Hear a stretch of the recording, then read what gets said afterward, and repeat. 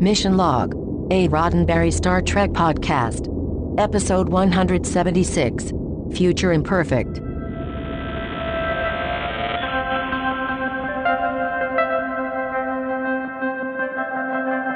Welcome into the very last episode of Mission Log, a Roddenberry Star Trek podcast. I'm Ken Ray.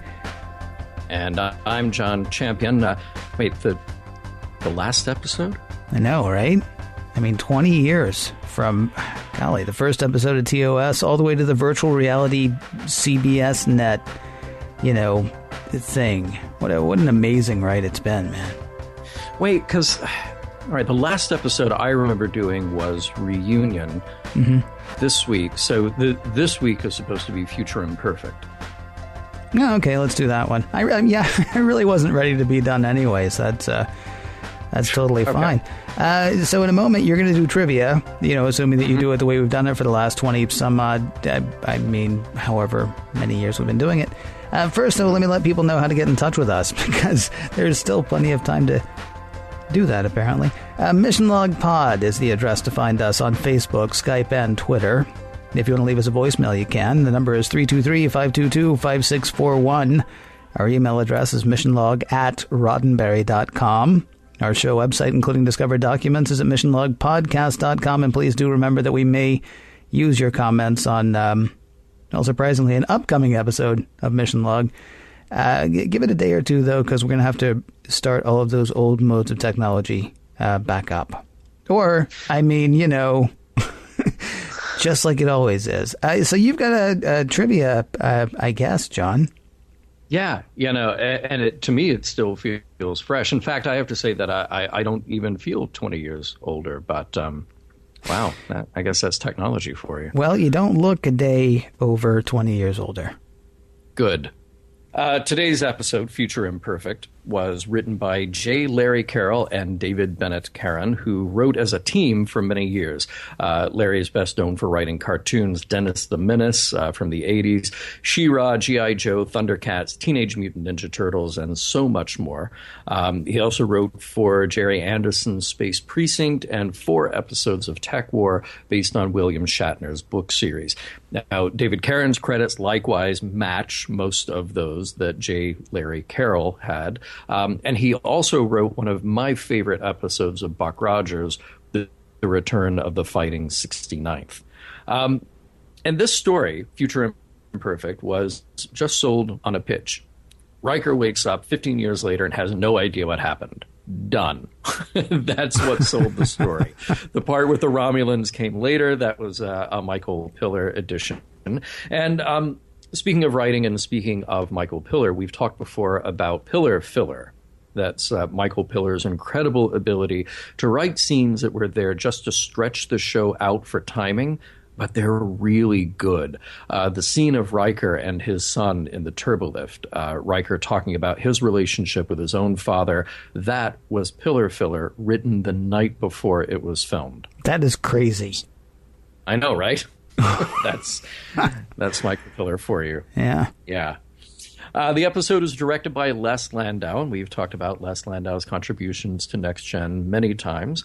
Now let's get into the episode. You probably recognize the well-known jazz number Misty, at least the few notes of it that Riker is butchering on the trombone. Of course, that comes back a couple of times in the episode. We have more reuse of those Borg set pieces, redressed this time for the Romulan base that we see in the latter half of the episode. Nice little details that you can read in the high-def version of Riker's service record. If you kind of freeze frame and dig through that, you have him taking command of the USS Titan, and then you have the number 47, which recurs all over Star Trek. I think we've mentioned that before. We won't mention all of them because there are just a million of those 47s. But there's a mention of 47 Starfleet officers that he saved from the Romulans. So if you freeze frame, there are 2 shots with different information in them, and you can get a little future biographical sketch of Riker. And let's talk about the guest stars, of course. We have Andreas Katsoulis back as Tomalak. Apparently, he wasn't thrilled with the idea of coming back this way. He was happier with his more menacing portrayal in The Enemy and The Defector when he was just a giant face on the screen. And we also have to say welcome back to Carolyn McCormick, who we last saw as Minuet, but here plays Min. Now, there's a transporter chief who is not O'Brien. He is played by George O'Hanlon Jr. His father was the voice of George Jetson. George Jr. has a pretty extensive career himself. Guest roles on MASH, CHIPS, Magnum PI, and Lost, plus a recurring role on the Hardy Boys' Nancy Drew Mysteries. And if you're looking for your weird Star Trek crossover connection, Hardy Boys starred Sean Cassidy, who we all remember did that spectacularly weird lyrical version of Ailea's theme from Star Trek The Motion Picture. We are also introducing Patty Yasutake, who plays Nurse Ogawa here, and we will see many more appearances of her in that role. In addition to Star Trek, you may have caught Patty in guest roles on ER, Bones, Boston Legal, The Closer, and much more. Now, it is funny that she appears here in a future alternative version of the Enterprise, but she was well liked and brought back, not 15 years younger. She's just brought back, and she had been reading for other roles on Trek for a long time, and even got offered one role that she couldn't take due to a schedule conflict. Incidentally, you can look up her commercial in character as Nurse Ogawa for Hallmark keepsake ornaments on YouTube. And it is apocryphal that she is Sulu's great-great-granddaughter. That was something she mentioned to George kind of in passing as a joke. And finally, Chris Dimitral as Ethan. He was in a show I loved on HBO called Dream On, in which he played Martin Tupper's son. In addition to many TV guest roles and a recurring role on Lois and Clark, he was the star of an overlooked TV show. He was Jules Verne in The Secret Adventures of Jules Verne. Now, he retired from acting in the early 2000s, but continues to work as an editor. An amazing point to this episode. According to Captain Picard, everything that happens takes about an hour. Let Ken recount it. Prologue. The Enterprise is conducting a security survey of the Onias sector along the neutral zone. They're pretty close to Romulan space, but all's quiet on the Onias front. In 10 forward, things are far from quiet. It's Will Riker's birthday. There's cake, camaraderie, Riker on the trombone. That one note and an otherwise soulful-sounding Misty. Picard and Data are on their way to the party when, the Enterprise is being probed, originating on the third planet of the Alpha Onias system. Not supposed to be anything there, and Picard wonders whether the rumors of a secret Romulan base in the area could be true. Hate to break up the party, birthday boy, but I'll need you to lead an away team to check it out. Geordi, Worf, and Riker beam down to the planet where they find trouble from the word go. No signs of the energy readings Data sensed from the Enterprise, but lots of gases that could be toxic to most life forms and interference between the away team and the ship. The Enterprise tries to beam the three out, but has trouble establishing a lock. They must get them eventually, though. Will wakes up in sickbay, being seen to by a much older-looking Dr. Crusher. She is glad that Captain Riker remembers her. I'm sorry, Captain who? Act 1. That's not toothpaste in his beard, that is gray. Beverly's not the only one who looks older. That's because it's been 16 years since the emission to Alpha Onias 3.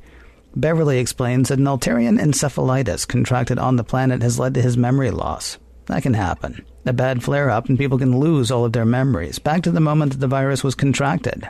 Riker has been captain of the Enterprise for 9 years. How does he get his memories back? Well, he might not. Though Beverly says the best hope is to have Will just live his life. Something in his daily doings may jog his memory. Fire up the old synapses to fill in the gaps. Beverly wants to start the associative therapy right away and suggests a trip to his quarters, though Riker says his life has always been on the bridge. He'd rather start there. He orders the turbo lift that way and gets a glitchy response from the computer. Geordi's been running a level 1 diagnostic to figure out what's going on. Geordi and Worf were fine, in case you're wondering. Neither one was affected by the virus. Geordi's looking good, by the way, no longer wearing that banana clip on his face. He hasn't needed his visor since he got his cloned implants. Worf's doing well, nasty scar on his cheek, but otherwise fine, and Data has changed pajamas. He's no longer wearing engineering gold, now in command red. He's first officer of the Enterprise. Their conversation is interrupted by the uncloaking of a Romulan warbird. Riker command, shields up, red alert. Then Data tells Riker they were expecting the Decius. Awkward. Cancel red alert. The Decius is hailing the Enterprise. Answering the call, they are greeted by Admiral Picard and Counselor Troy. A few pleasantries and the two are beaming over, which is when they find out how bad the effects of the Altarian virus have been. That he remembers nothing would be bad no matter what, but this is seriously happening at the worst possible time. See, Riker was just about to wrap up negotiations and sign a treaty with the Romulans. It was 4 years ago, a Romulan battlecruiser straight into Federation space. No warp, life support failing. Riker and the Enterprise saved the crew, which impressed the Romulans. They started to talk, with the Federation in general, though with Riker as chief spokesperson. They are seriously on the verge of an alliance, but Riker's got to be the one to close the deal. They'll get going as soon as the Romulan ambassador beams over from the Decius. Troy says she'll take Riker to his quarters, which is fine with him. He's had enough surprises for one day. So, of course, one more surprise. Well, Riker, this is your son. Act 2. Doesn't take long for young Jean-Luc Riker to realize that his father doesn't remember him. Troy asks the boy to give them a minute. Okay, don't be mad. I didn't tell you had a son because Dr. Crusher thought a sudden jolt might jumpstart the memories. Deanna says Jean-Luc is a wonderful boy. His mother, a former ship's counselor named Min, was a wonderful woman. She was a perfect captain's wife. Yeah, was. She died 2 years ago in a shuttle accident. She was counselor on the Enterprise after Troy went to work with Admiral Picard at Starfleet Command. Anyway, Troy says what's important now is that Will has a son who needs him. Spend time with the boy. You may find a bit of what you lost. And with that, Riker falls right into being a dad, helping young Jean-Luc practice his trombone. Still can't hit that note in Misty, though. Will moves on to read his own service record. Or he would if the computer wasn't so buggy. What's taking Geordi so long with that diagnostic? The record comes up, though the perusal will have to wait. The Romulan ambassador is ready to beam over. Young Jean-Luc assures his father that everything is going to be fine as Will heads to the transporter room to welcome... Are you kidding me, Ambassador Tomalak? Tomalak accepts Admiral Picard's greeting, saying what an honor it is to be the first Romulan to be able to walk freely around a Federation starship. Well, that weirds Riker out, though Troy points out that a lot has changed, including Tomalak. Tomalak is really looking forward to getting this treaty signed at Starfleet's Outpost 23. This will be a great alliance for the Romulans and the Federation, thanks largely to the negotiating of Captain Riker. Yeah, this is really all too much. Riker passes Tomalak off to Data so he can have a word with Picard and Troy.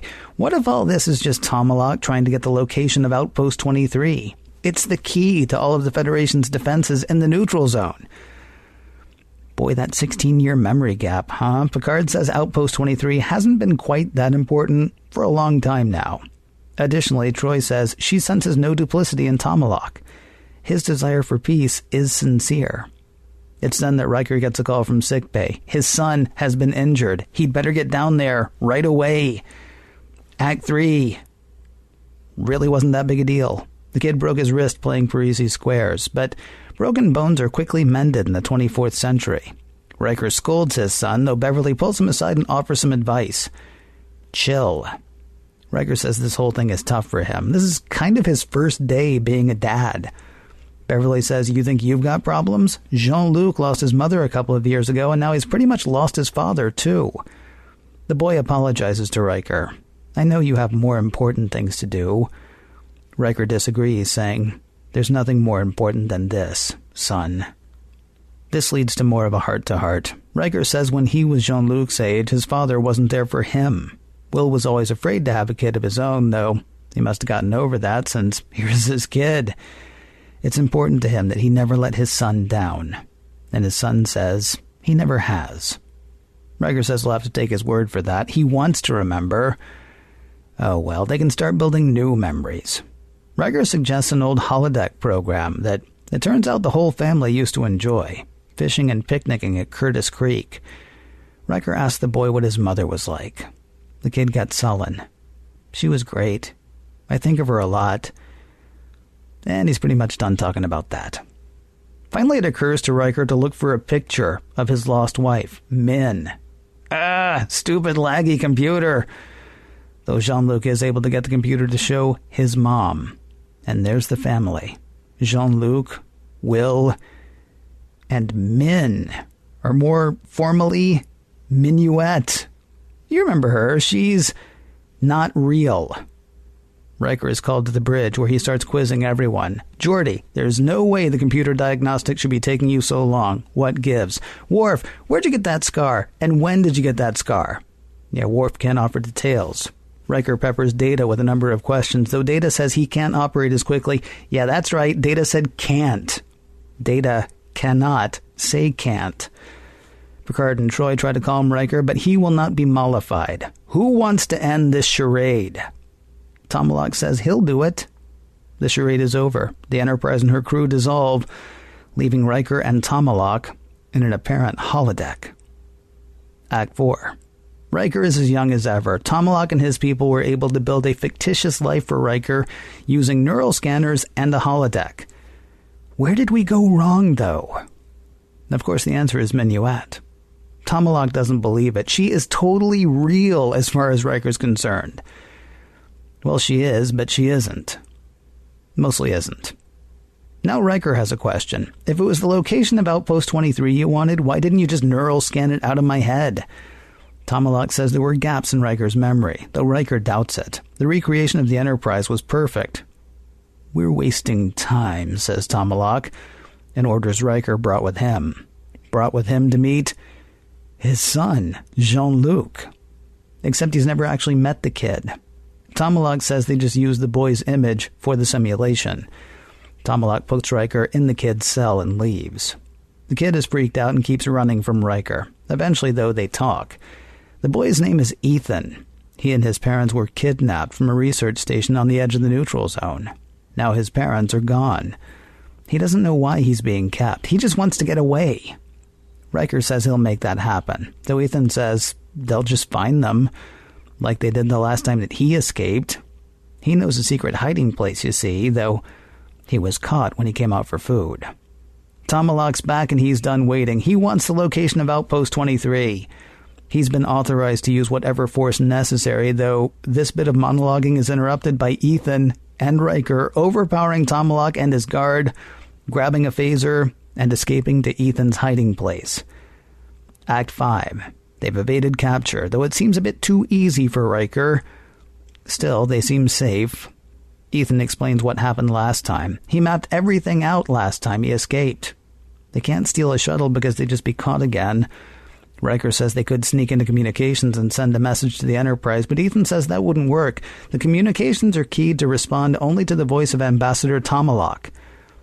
Oh, except the kid shouldn't know that he was ever called Ambassador. That was just for Riker's simulation, which the kid was supposedly not in.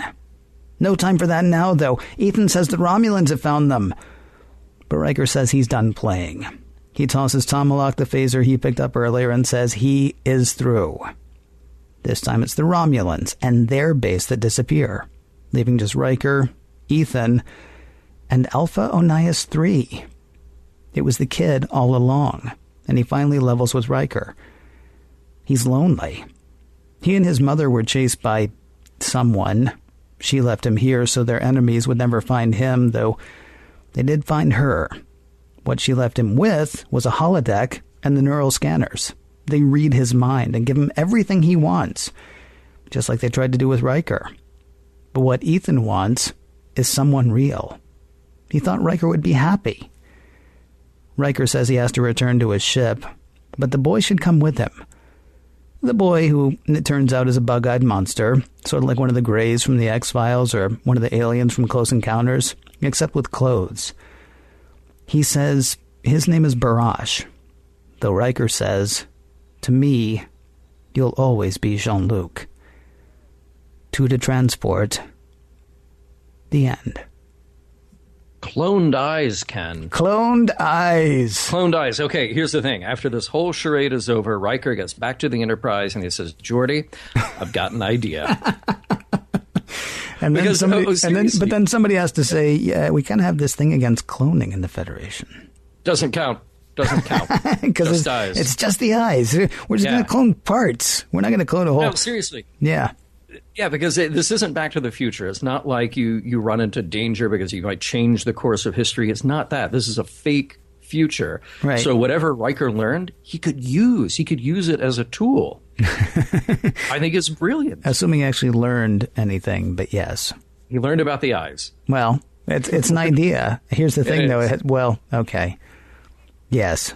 Because, look, sometime way, way, way in the future, if Geordi goes off and he gets those eyes, and Riker's like, oh, I should have told you about that 20 years ago.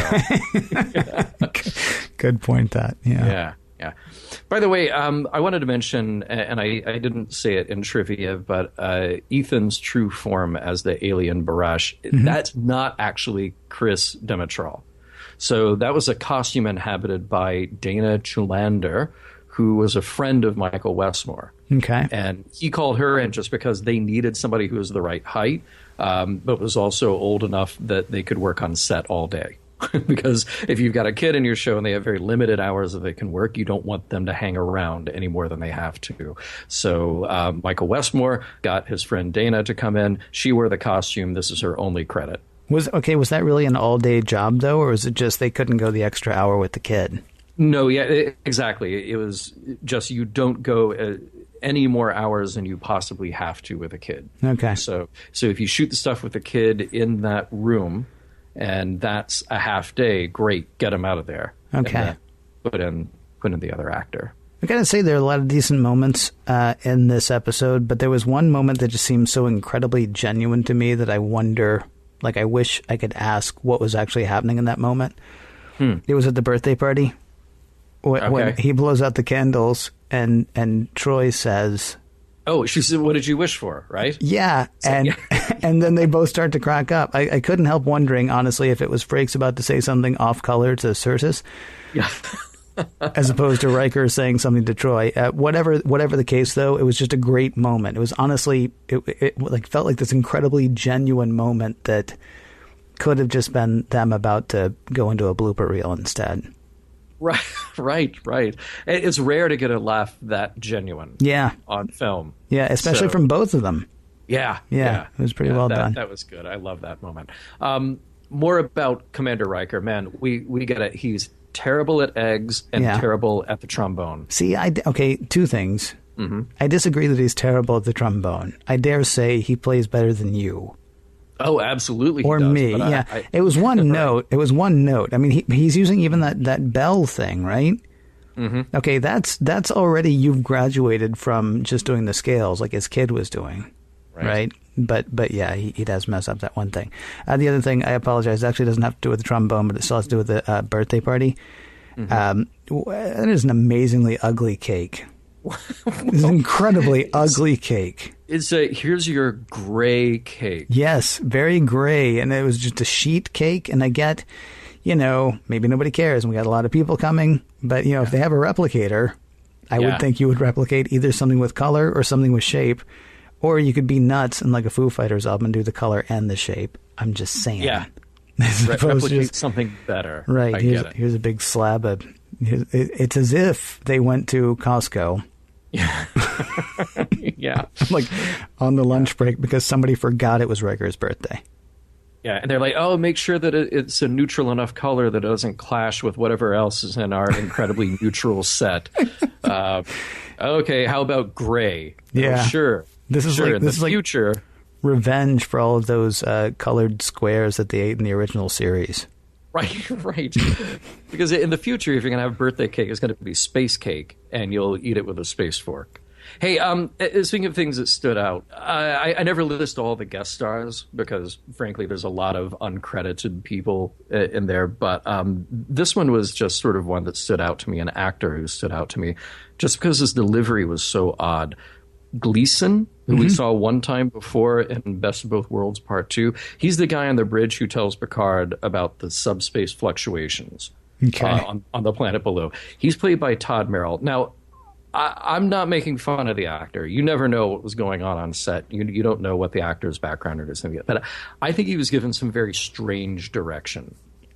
Okay. Because Picard kind of walks by, and this guy who's like stiff as a board. Yeah. Just sort of like, it's not like the head turns, it's like the whole body. It's like he's on a weird pivot. Yeah. And he turns, and it's not quite like a Pee Wee Herman paging Mr. Herman. It's not quite that dry, but it's just odd. And you can't wait for them to get him out of there, which they do. And then Data, who seems so much more natural and non-robotic than Gleason, steps up to the to the monitor to see what's going on. Well, here's the thing, though. I mean, we're at season 4 now, right? Mm-hmm. Yeah.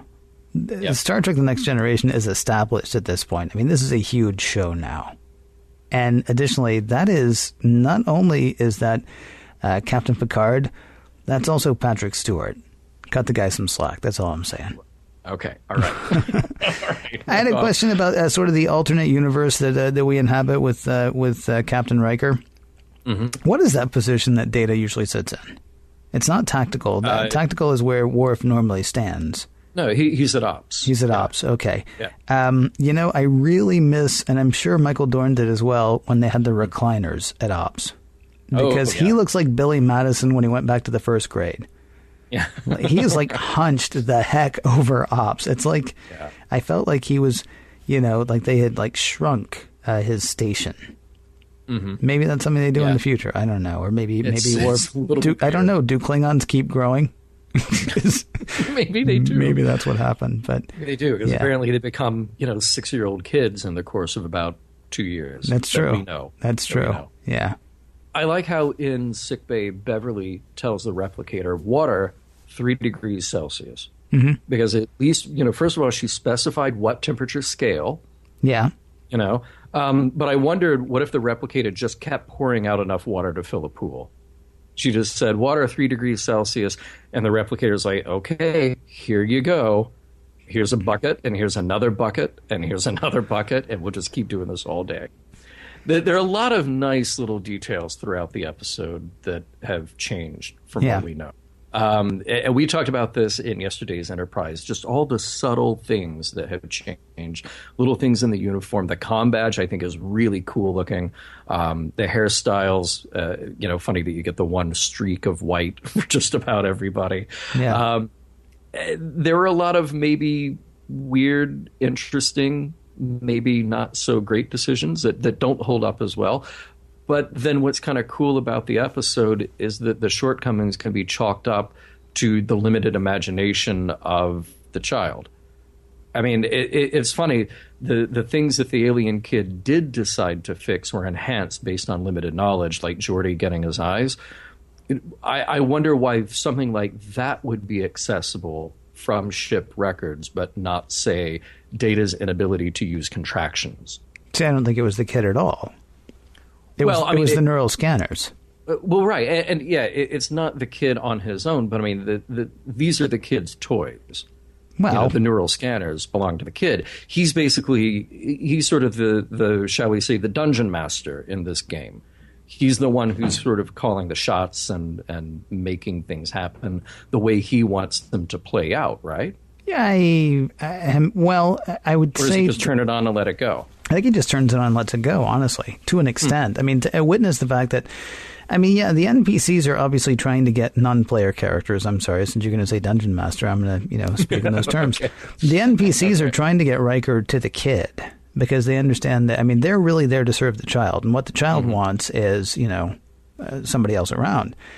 Yeah. At the same time, though, once they've got 2 people to deal with, then it's trying to please both of them. So Beverly says, listen, we're going to start this associative therapy. Let's go to your quarters. What that's really about is giving the kid what he wants. But Riker's like, no, I want to go to the bridge. And so he makes that happen instead, right?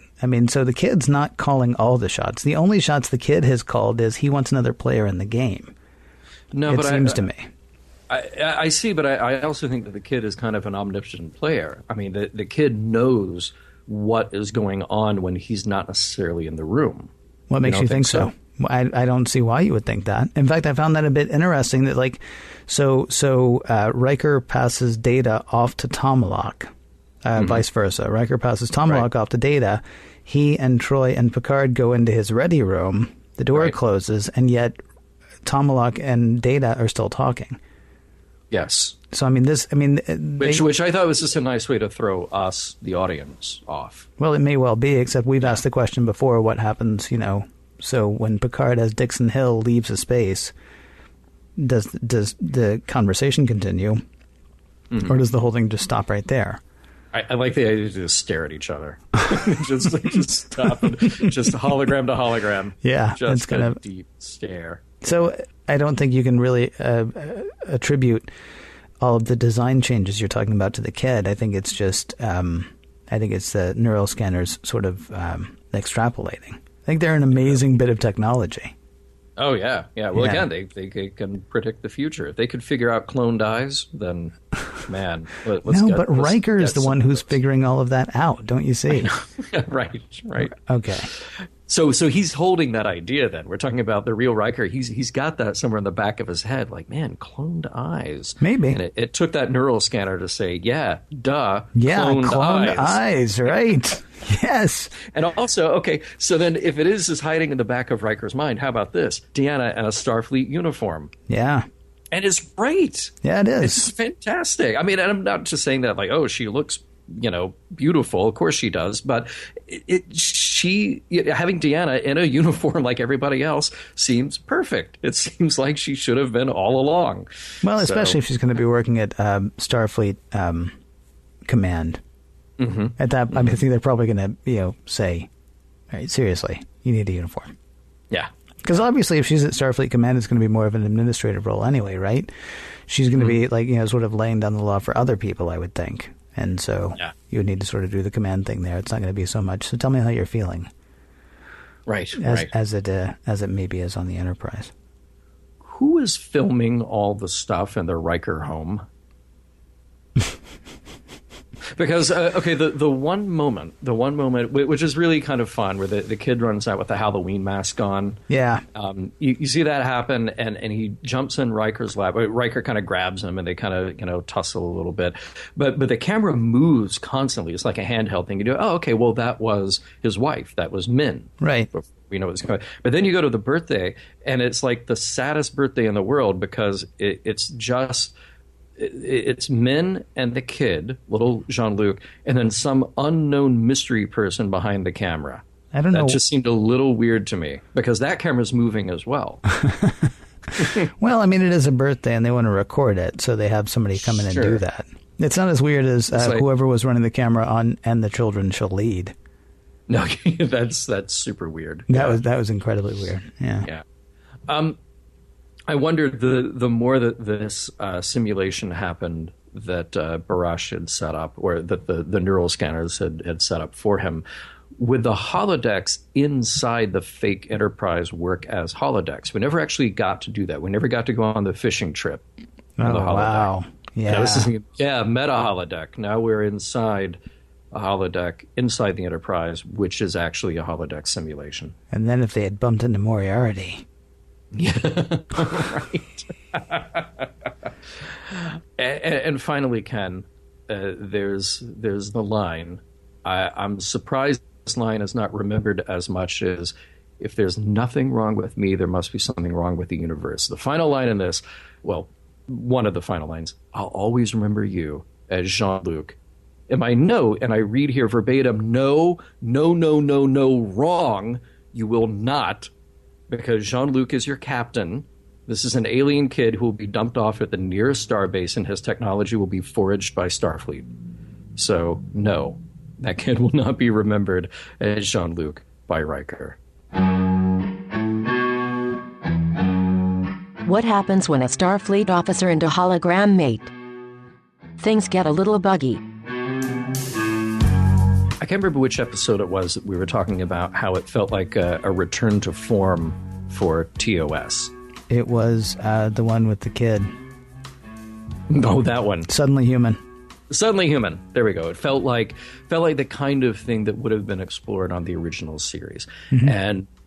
And this one is kind of there as well. And there are a lot of TOS episodes I thought of with this one. But I'll mention my kind of top three here. Charlie X, just poor, lonely kid, an orphan with no real way of knowing how to interact, and also has a tremendous amount of power with these computers, with these neural scanners, and they kind of do his bidding. You know? I thought about the cage. This idea of the gilded cage, even if the intention of that is not malicious. I mean, the Telosians just wanted this sense of pleasure and satisfaction and experimentation they got from holding Pike and from holding people. All right. Wait, you're forgetting the part where they were also going to breed a race of slaves to rebuild the surface for them. Well, there's that too. You know? Yeah.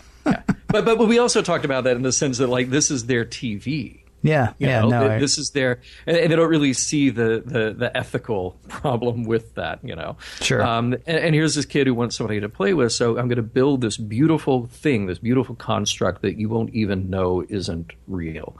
And I thought about the deadly years because I love how TV can get away with the idea that people age just by getting gray streaks in their hair. You know, I would have loved to have seen, in 20 years, well, 16 years, but we're rounding up. I would love to have seen maybe Worf just really let himself go. Just really not aged well at all, you know. Why Worf? Because he's complicated. Yeah, maybe. Actually, it would have been interesting to see Data with a little bit of a paunch. Oh, sure. Yeah, because that's more of like trying to be human. You know, it's like the one time he had a beard. It's like I'm thinking about it. I'm seeing what it looks like. What about thinking maybe Worf had given up just so much that he was, he'd show up to work like with the slippers on and maybe his, just with the hair messed up, and he just doesn't care anymore. All right, I got one more. Okay. What if Worf is balding? Oh. But because his hair is weird, we don't. I mean, it would just be like, it's like a patch on the side that's gone now. What is that? Right. Even better. Squire of Gothos. I thought of Squire of Gothos, actually. Not that the kid was malevolent by any stretch of the imagination, but I mean, sort of along the lines of what you're talking about with Charlie X, having a tremendous amount of power and not really knowing exactly, how to deal with it or what to do with it. Yeah, no, I like that. So it reminded me of that too. I mean, none of these are actual analog, I don't think, for what's going on with this kid. No, but yeah, you're right. There are hints of TOS. There's a TOS flavor to it once you get the reveal. Yeah, well, and it's one of those things where I've said many times that Star Trek is great when the bad guy is not the bad guy. Yeah. There's certainly nothing bad about this kid at all. He's just lonely and sad, and it's kind of heartbreaking. So it's a great bit of reveal after you've had this weird Twilight Zone kind of story going on. I thought the psychology of the kid was really interesting. Have you ever been around people who manufacture reasons to gain sympathy? Like, and again, I don't think that this kid is malevolent at all. He's lonely. I mean, that's pretty much the beginning and the end of it. But the Parisi Squares scene is what I'm thinking of. It's very manipulative. Insofar as everything this kid is doing is manipulative. But it's manipulative that here's Riker about to, and this is probably one of the reasons that I'm thinking that the kid does know what's happening even when he's not in the scene.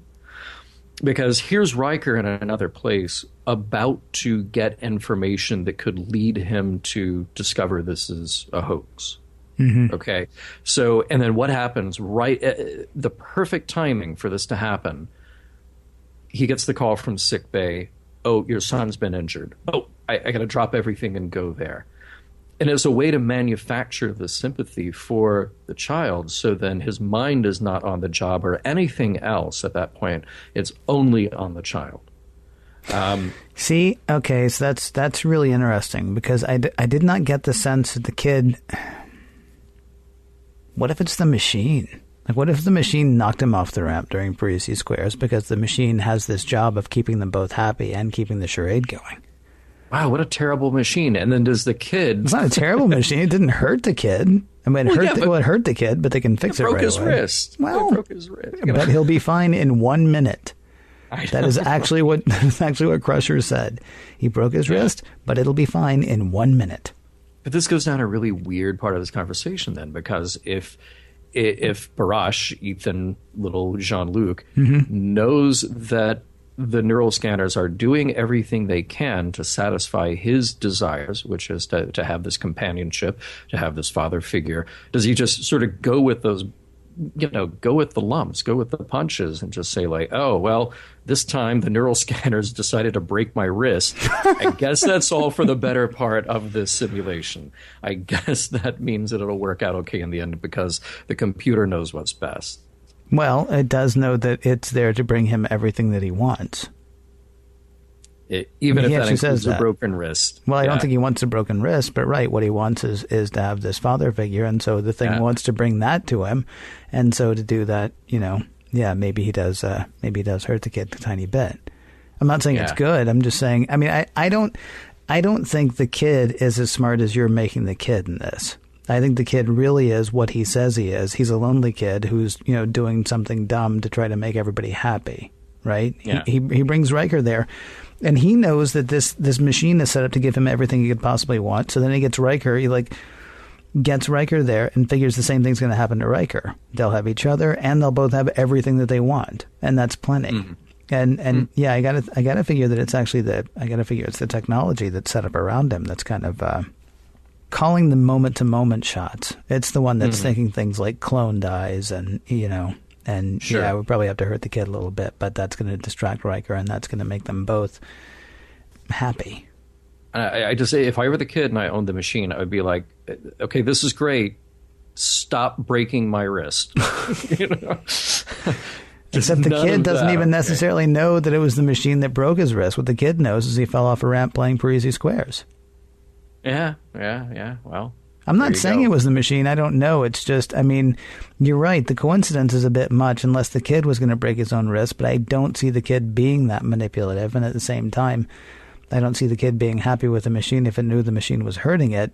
I don't think the kid, I think it's happening. The whole thing is manufactured. The machine is having to run itself, and it's having to run all of the few variables that it has in such a way that the whole thing stays together. Yeah. Well, it's weird the longer we talk about it. Yeah, no, it is. It's very strange. Yeah. There's actually a good kind of fulfillment for Riker here, that he stays on that path of not being the man that his father was. Because he hasn't had an opportunity to sort of grow that part of himself. Because obviously that missing 16 years is not a missing 16 years. He was the same guy that he woke up as that morning. He just sort of kicks into that instinctually. He goes into that protective father mode. So he is a different guy than his father. That's really interesting to see, and to see it fulfilled here, and to show us all what a good guy he really is when he learns the truth about his child. He stays. When Jean-Luc becomes Ethan, becomes Barash, he doesn't leave. He puts his arm around him, this very kind of touching thing, and they both beam up, and he's there to stay at least until sometime between now and next week, when that kid will be dropped off at a starbase. Yeah, or maybe they send him down below decks. Oh yeah, well. Maybe we need somebody else to help peel potatoes. He'll be hanging out with you and me. Yeah. I'll tell you what I found interesting was that Riker has almost everything he wants, but he can't accept it. And, for those of you wishing that this was a radio show so that you could change the station, I'm not going to do the usual, argument against struggle for the sake of struggle. I mean, you could argue that Riker doesn't have everything that he wants in this, made up world, because he doesn't have men. Or, any wife or any sort of companionship. But I think really what he wants is the experience of having gotten the things that he gets, right? He wants the memories, because otherwise it's just stuff that's been handed to him. And I don't think Riker is a guy. I mean, if he got, he'd be perfectly happy with Minuet. We talked about this during 11001001. He'd be perfectly happy. Thank you. He'd be perfectly happy with Minuet. And so I don't think he's like the kind of guy who's always going to be like, no, happiness is not for me because I have to keep slogging. But I do think that he needs the what's the word I'm looking for? The connectivity. I think he needs the continuity of the whole thing. I thought of I think was it Cypher? Was that the Joe Pantoliano character? Oh yeah, in the Matrix. He wants to go back into the Matrix. He tells Agent Smith that he wants an awesome life and he doesn't want to remember anything about this life. Mm-hmm. And so, like I say, whether it's a need for continuity or just, a desire to savor the experience, Riker can't wake up and have everything be perfect. He needs to make his way to that, which I think is perfectly sensible. Depending on how good the alternate life you put me in is, I don't know whether I would need that or not. But I tend to think if you just told me, no, you just don't remember, but it's been fine, I am gonna spend some time trying to figure out what happened there. Well, I think that would be the frustrating part of it. I mean, it's not that things are perfect. Yeah. But the frustrating part is the not remembering part. Right. That I think that would be the torture of it all.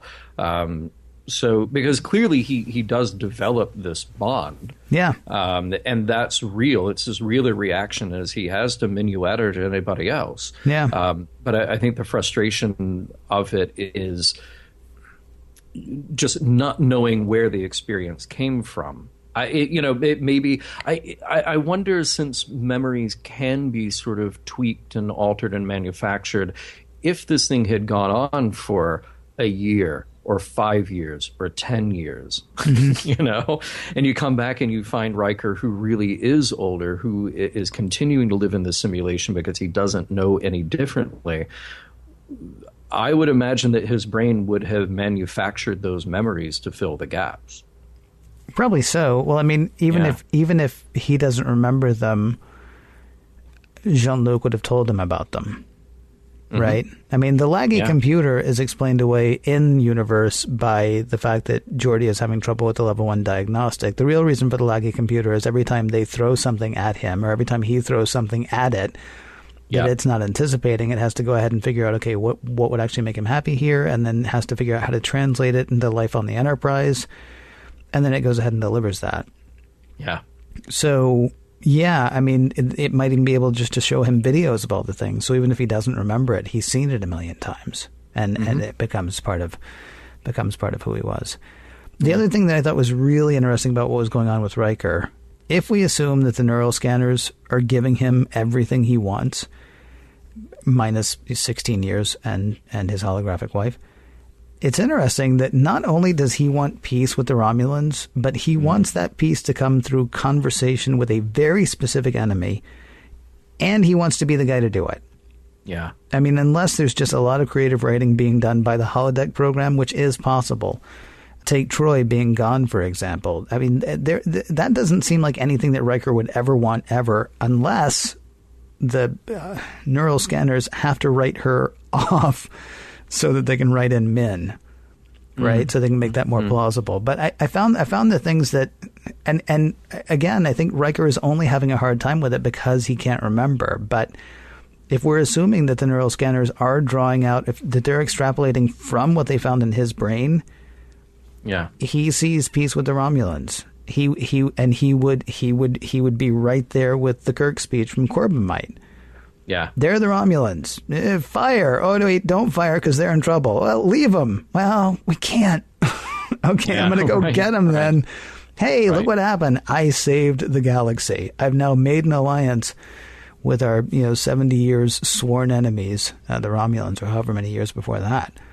Well, it's interesting that speaks to who Riker is, but it speaks to his job, and it speaks to Starfleet, because we'll go with Tomalak, because here's a figure that left an impression on Riker and represents in the back of his mind, here's this big enemy out there. Like, the Klingons aren't really enemies anymore, and we've encountered beings that maybe we had an antagonistic relationship with on some level, but this is no Kevin Uxbridge. Yeah. But the Romulans are sort of the big bad floating out there that are a constant threat to the Federation, at least so far as the neutral zone goes. And Tomalak represents that. So if that's what's floating around in Riker's brain. But the other thing that's floating around in Riker's brain is that all of his Starfleet training is that what he does for peace. And what the Enterprise does is a mission of peace. So it's interesting then that is the storyline that would kind of come together in the best way possible for Riker's imagined future. Yeah. It's very cool. Yeah. A couple other things really quickly. Lots more Klingons on the ship. Oh, yeah, right. And that there is a second one, but that's, up 100% from what it was the week before. But there's a Ferengi. Yes. Sitting there as well. You sort of jarred that in my memory when you said that, people that we've encountered who aren't exactly the big bad enemy. I mean, not only are the Ferengi no longer the big bad enemy, there's one in a Starfleet uniform. Yeah. Which is, we've never seen anything like that yet in Star Trek. Working with the Ferengi. What? Crazy. I know. Let's talk about Minuet for a second. Oh, let's talk about Minuet for an hour. Okay. All right. Sorry. Tomalak, the hollow Tomalak, has a line. In your mind, she exists. Your feelings toward her remain quite passionate. This goes back to the conversation we had about Minuet at the time. Yeah. And really kind of the conversation we've been having about Data more recently. Mm-hmm. What's the difference if someone is real or not if our reactions to them are the same? That's an excellent question, and I don't have an answer, which is surprising because I don't expect I don't expect you to have an answer. It's a rhetorical for you. It's also rhetorical for our listeners because this is the kind of conversation that I think we've been having a lot via email and online comments and on our website. And it's a sort of argument about, well, Data, you draw a line here with Data. Mm-hmm. And sure, you can draw a line with Data because Data is a manufactured being. But at a point, that is academic. Because if everybody around Data is concerned for him, cares for him, has whatever level you want to call it, has some sort of emotional reaction to him and with him, then that line becomes a lot blurrier. And certainly it was with Minuet, because this, as we know now, a couple of years later, has had quite an impact on Riker. That, to me, is the sad part. I mean, she doesn't exist. This isn't even like an ex, where maybe we could work things out, or, she changed or whatever. I mean, she just doesn't exist. And I don't mean that in a way of like, well, she's a hologram, she doesn't exist. I mean, he can't get the program back. I mean, she is. Yeah. I mean, she's like. She died, and he's still very much in love with her, and there's no getting that back, and that's honestly, it's heartbreaking. I mean, when you realize that that's what the whole thing hinges on, and he doesn't deal with the heartbreak this time the way he did last time, maybe because there's too much other stuff going on, but it's absolutely amazing that we've had. She was first season, wasn't she, or was she second season? First season. She was first season. So however time runs in seasons, it's been that long. And still, when they're looking in his mind for like the perfect woman, that's still her. And that's just sad. And I don't mean sad like Riker. That's sad. I mean, that's heartbreaking. I mean, it really is. Yeah. There was one other thing that I wondered about, and it sort of goes with the whole mind bleepery of this episode. Mm-hmm. Is there anything to be made of the fact that in the galaxy of real people, what Riker wants most is a person who doesn't exist? Mm-hmm. And then on this planet of infinite fake people, what Barash wants most is one real person. I mean, we're almost back to that Matrix thing again when Agent Smith said, people couldn't handle everything being perfect. It's like what Barash needs is something that's not catering to his every whim. It's like he needs a variable. I mean, because otherwise, he gets up every day and every day is great. And however many suns his planet had and, all the other bug-eyed monsters just like him or grays or whatever they are, could be perfect. But, I mean, the problem is it's perfect, right? And what he needs is just one real interaction, which I assume, means for the first time in however long, not knowing how that interaction is going to go. It's just kind of interesting that, Riker has this whole world of reality, and the thing he wants most is I don't want to say fake, but not real. And then conversely, Barash has this whole world of imagination, and the one thing he wants is something that he can't control.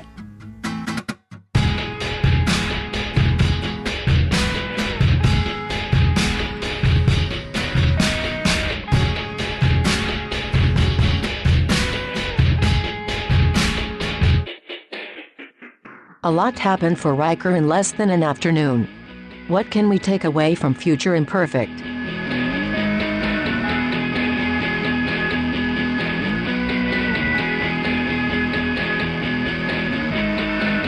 All right, Ken, Future Imperfect. We've arrived at the place where we ask each other the big three questions, and we kick it off with, does the episode hold up? So I ask you, Ken, does Future Imperfect hold up? Yes. Okay. Next question. All right, good job. Do you have anything Los to add Angeles, to that? I'm glad you're there. Honestly, the first time I watched it, I thought, well, that was really exciting, but I don't think there's anything to talk about. And I guess maybe I was half asleep or something because, obviously we found a tremendous amount of stuff to talk about in it. Yes, I mean, as a sort of borderline Twilight Zone original series episode, I thought it was really good.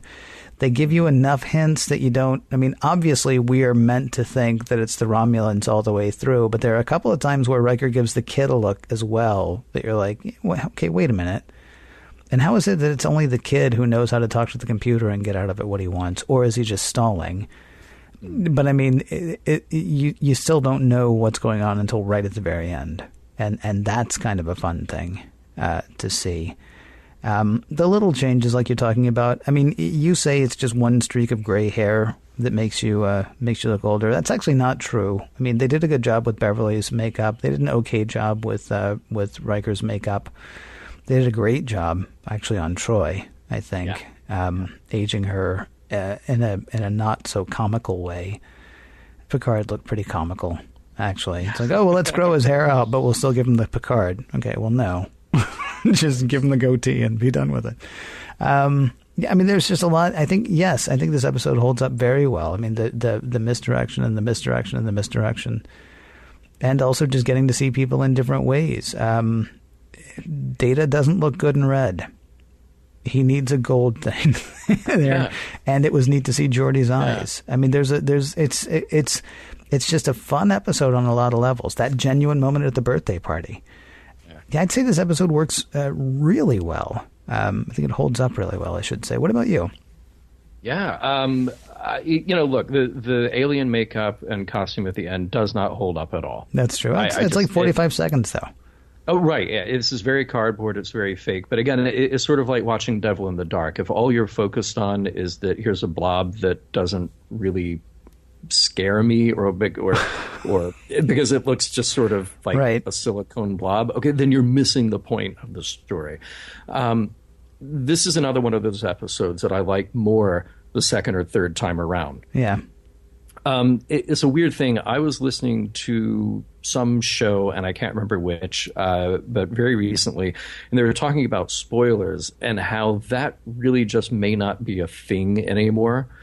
That we actually enjoy things the more we see them. We enjoy stories more when we know what's going to happen. Look at, say, Star Wars: The Force Awakens. Or, you sort of are predicting in your head, okay, these are the relationships, these are the things I know I need to care about, these are the things that will happen in this movie, but you still enjoy it, So I enjoyed going back and paying attention to all those clues, but especially watching Ethan, because every interaction, every line, every moment, when you know what's happening, you read a whole new subtext into the scenes with Riker on the Enterprise. And that was really cool to see. It was nice to sort of connect those dots in your head after you've pieced it all together, after you've seen the big reveal in the end. So yeah, absolutely. It does have that Twilight Zone feel to it. I think that it holds up just as a bit of sci-fi mystery what's really going on here and how will this guy get out of it? And then he does. So it holds up as that story just to kind of get you from point A to point B. But then there were ideas in there too, at least the ones that we were able to kind of pull apart. What about messages? What maybe did you find in it? For me personally, this is not a message episode. And that was honestly the first time I watched it. That was part of my frustration. It feels to me like we did have Suddenly Human, right? Mm-hmm.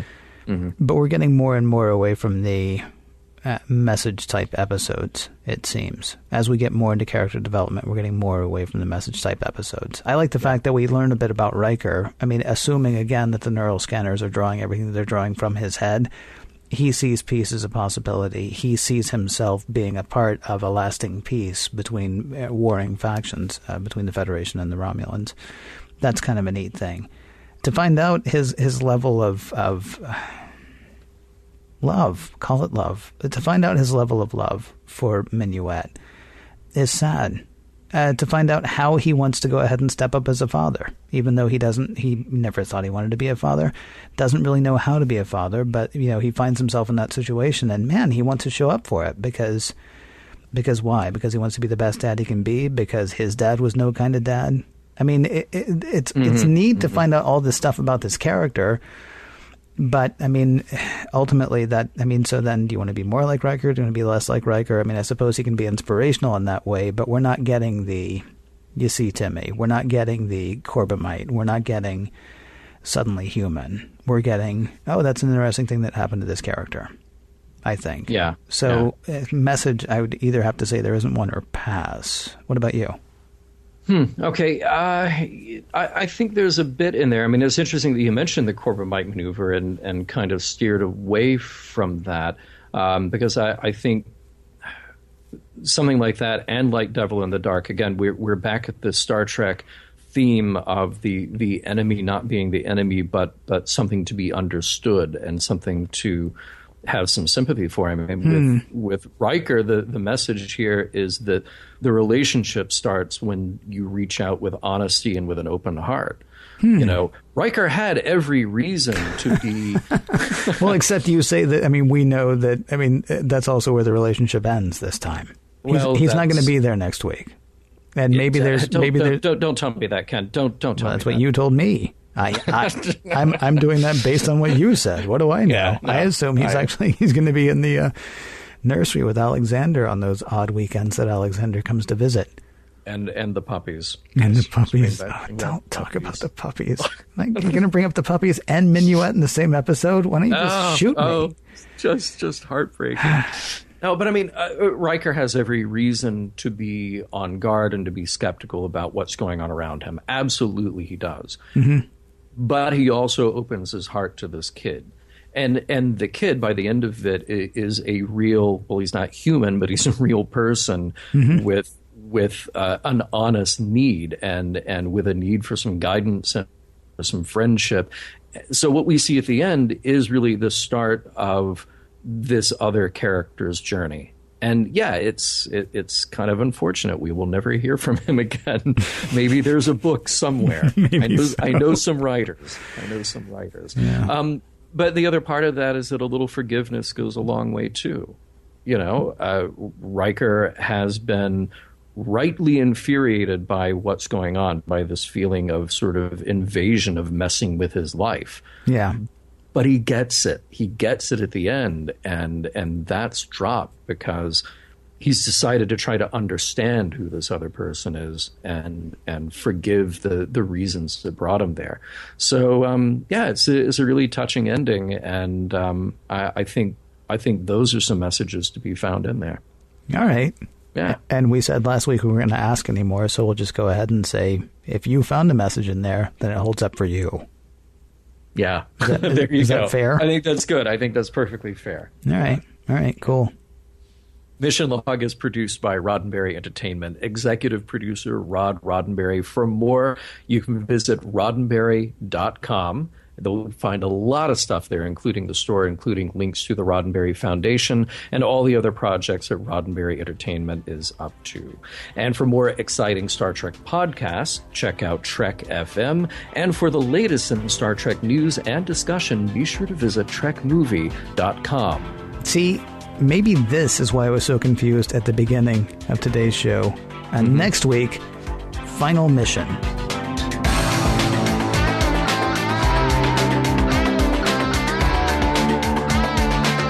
Some of the music for Mission Log provided by Warp 11, online at warp11.com, and from the album Messages by Key Theory, free to download at kitheory.com.